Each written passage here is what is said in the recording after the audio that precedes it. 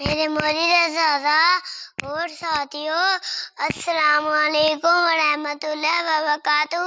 جناب صدر، میری آج کی تقریر کا موضوع ہے کہ ہم کون ہیں۔ کیا آپ نے کبھی سوچا ہے کہ ہم مسلمان ہیں؟ اللہ تعالیٰ نے ہم مسلمانوں پر 5 وقت کی نمازیں فرض کی ہیں۔ نماز دین کا ستون ہے۔ جس نے نماز چھوڑی اس نے محل گرا دیا۔ پر افسوس بھی ہم نماز نہیں پڑھتے جناب صدر، پر افسوس بھی ہم نماز نہیں پڑھتے۔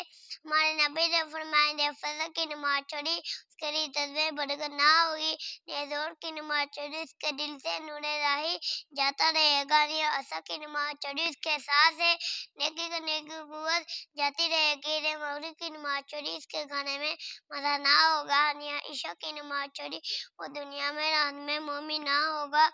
اللہ تعالی ہم سب کو نماز پڑھنے کی توفیق عطا فرمائے۔